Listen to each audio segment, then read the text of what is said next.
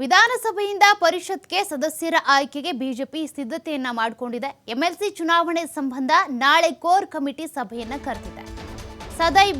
ಸದ್ಯಕ್ಕೆ ಬಿಜೆಪಿ ಶಾಸಕರ ಬಲಾಬಲ ಇರುವಂತದ್ದು 3 ಸ್ಥಾನಗಳು ಲಭ್ಯತೆ. ಹಾಗಾಗಿ 3 ಸ್ಥಾನಕ್ಕೆ ಬಿಜೆಪಿಯಿಂದ 8 ಆಕಾಂಕ್ಷಿಗಳು ಈಗ ಪೈಪೋಟಿಯನ್ನ ನಡೆಸ್ತಾ ಇದ್ದಾರೆ.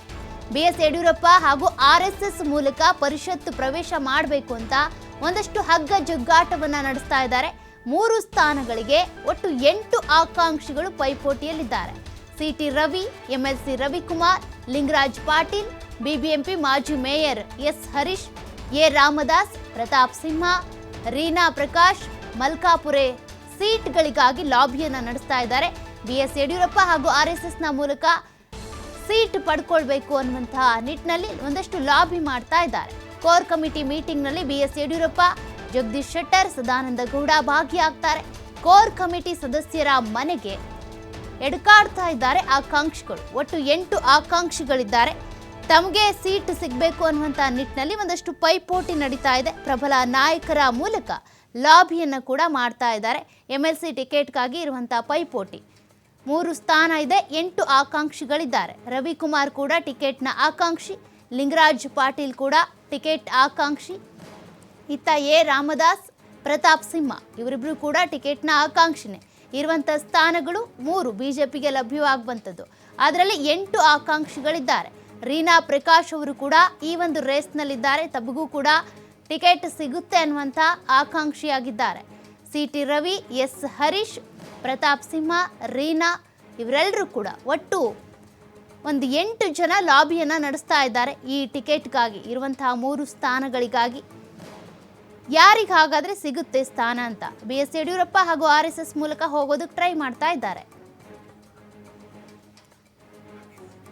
ಬಗ್ಗೆ ಮಾಹಿತಿ ಕೊಡ್ತಾ ಹೋಗ್ತಾರೆ ನಮ್ಮ ಪ್ರತಿನಿಧಿ ರಾಕೇಶ್ ಫೋನ್ ಸಂಪರ್ಕದಲ್ಲಿದ್ದಾರೆ. ರಾಕೇಶ್, ಈಗ ಇರುವಂಥದ್ದು ಬಿಜೆಪಿಗೆ ಲಭ್ಯತೆ ಇರುವಂಥ ಸ್ಥಾನಗಳು 3 ವಿಧಾನ ಪರಿಷತ್ನಲ್ಲಿ ಸಿಗುವಂಥದ್ದು. ಆದರೆ 8 ಜನ ಪ್ರಬಲ ಆಕಾಂಕ್ಷಿಗಳಿದ್ದಾರೆ. ಯಾರ್ಯಾರಿಗೆ ಯಾರ್ಯಾರ ಮೂಲಕ ಸೀಟ್ ಸಿಗಬಹುದು ಅಂತ ಆಕಾಂಕ್ಷಿಗಳಿಗೆ? ಸದ್ಯದ ಮಾಹಿತಿ ಪ್ರಕಾರ ವಿಧಾನಸಭೆಯಿಂದ ವಿಧಾನ ಪರಿಷತ್ತಿಗೆ ಆಯ್ಕೆಯಾಗುವವರ ಪಟ್ಟಿ ಬಹಳ ದೊಡ್ಡದಿದೆ.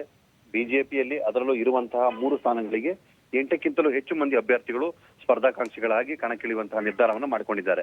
ಕೆಲವರು ಆರ್ಎಸ್ಎಸ್ ಮುಖಾಂತರ, ಇನ್ನು ಕೆಲವರು ಯಡಿಯೂರಪ್ಪನವರು, ಹಾಗೆ ಮತ್ತೆ ಕೆಲವರು ರಾಜ್ಯಾಧ್ಯಕ್ಷರು, ಹೀಗೆ ಬೇರೆ ಬೇರೆ ಮೂಲಗಳಿಂದ ಪ್ರಭಾವಿಗಳ ಲೆಕ್ಕಾಚಾರದಲ್ಲಿ ಕೆಲವರು ಪಕ್ಷಕ್ಕೆ ಸಲ್ಲಿಸಿದ ಸೇವೆಯ ಲೆಕ್ಕದಲ್ಲಿ, ಇನ್ನು ಕೆಲವರು ಕ್ಷೇತ್ರವಾರ ಪ್ರಾತಿನಿಧ್ಯವನ್ನ, ಮತ್ತೆ ಕೆಲವರು ಹೊಸ ಅವಕಾಶವನ್ನ ಬಯಸಿ ಕಣಕ್ಕಿಳಿಯುವಂತ ಯೋಚನೆಯನ್ನ ಮಾಡ್ಕೊಳ್ತಿದ್ದಾರೆ. ಅವರುಗಳಲ್ಲಿ ಬಹುತೇಕ ಹಳಬರು ಕೂಡ, ಅಂದ್ರೆ ಈಗ ಯಾರ ನಿವೃತ್ತಿಯನ್ನು ಹೊಂದಿದ್ದಾರೆ ಅವರಲ್ಲಿ 3 ರಿಂದ 4 ಮಂದಿ ಮರು ಆಯ್ಕೆಯನ್ನ ಕೂಡ ಬಯಸ್ತಾ ಇದ್ದಾರೆ. ಸೊ ಈ ಹಿನ್ನೆಲೆಯಲ್ಲಿ ನಾಳೆ ಬಿಜೆಪಿಯ ಕಚೇರಿಯಲ್ಲಿ ಈ ಸಂಬಂಧ ಸಭೆ ನಡೆಯಲಿದೆ. ಕೋರ್ ಕಮಿಟಿ ಸಭೆಯಲ್ಲಿ ಅಭ್ಯರ್ಥಿಗಳ ಆಯ್ಕೆಯನ್ನ ಕೂಡ ಮಾಡಲಾಗ್ತಾ ಇದೆ.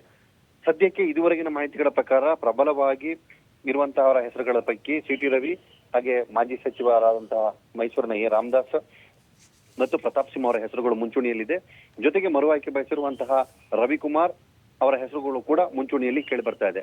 ಸೊ ಈ 4 ಮಂದಿಯ ನಡುವಲ್ಲಿ ಪೈಪೋಟಿ ಇದ್ದಲ್ಲಿ ತೀವ್ರತರನಾದಂತಹ ಅವಕಾಶಗಳು ಉಳಿದವರಿಗೆ ಸಿಗೋದು ಕಷ್ಟವಾಗುತ್ತೆ. ಒಂದು ವೇಳೆ ಪಕ್ಷ ಹೊಸ ಬದಲಾವಣೆಯನ್ನ ಬಯಸಿ ಹೊಸಬರಿಗೆ ಅವಕಾಶ ಮಾಡಿಕೊಡೋದೇ ಆದಲ್ಲಿ ಉಳಿದಂತಹ, ಅಂದ್ರೆ ಒಟ್ಟಾರೆ 8 ಮಂದಿಯಲ್ಲಿ ಹೊಸ ಮುಖಗಳಿಗೂ ಅವಕಾಶ ಸಿಗುವಂತಹ ಸಾಧ್ಯತೆಗಳು ಕೂಡ ಹೆಚ್ಚಾಗಿದೆ. Thank you Rakesh ಡೀಟೇಲ್ಸ್ಗೆ.